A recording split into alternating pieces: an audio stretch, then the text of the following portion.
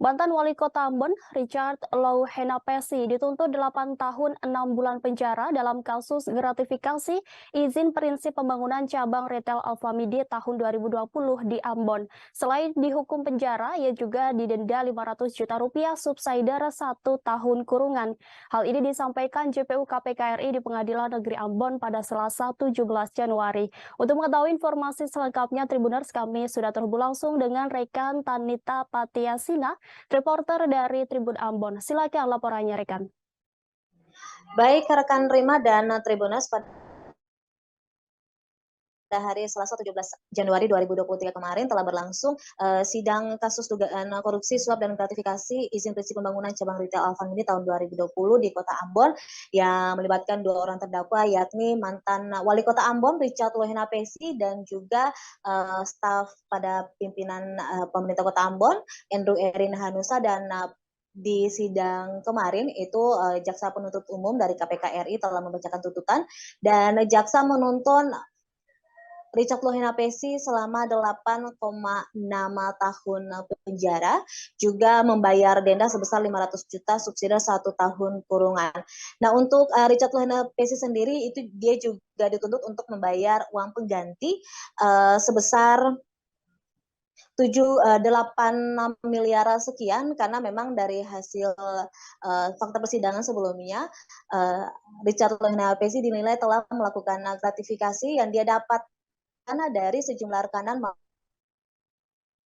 maupun ASN pada pemerintah Kota Ambon. Sementara untuk terdakwa Andrew Erin Hanusa yang menjadi kaki tangannya Richard Louhenapesi, dia dituntut lebih rendah, yakni selama 5 tahun penjara, juga denda 200 juta subsidi 3 bulan penjara.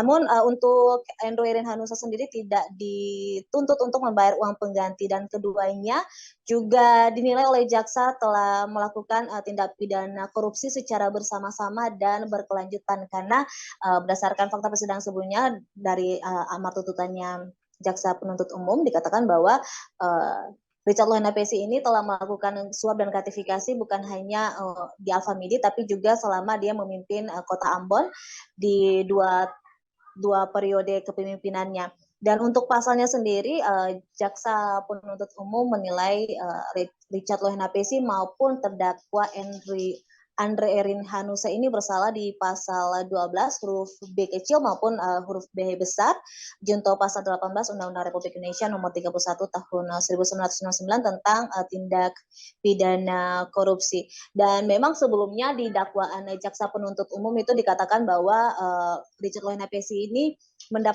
melakukan gratifikasi itu sampai 11 miliar sekian, namun berdasarkan fakta persidangan sebelumnya ada beberapa saksi yang memang mencabut keterangan BAP-nya dan menggunakan keterangan mereka di persidangan, juga diselaraskan dengan beberapa bukti-bukti lainnya. Dari hasil itu Richard Louhenapesi melakukan gratifikasi itu senilai 7,9 miliar, makanya jaksa penuntut umum menuntut Richard Louhenapesi untuk membayar biaya pengganti sampai 8.045.910.000 rupiah.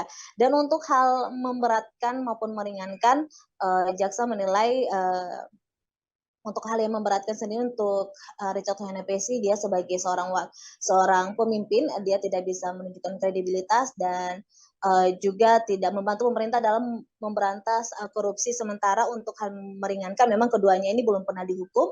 Namun untuk Andrew Erin Hanusa sendiri, dia tidak berbelit-belit di persidangan dan tidak membantu dalam proses persidangan.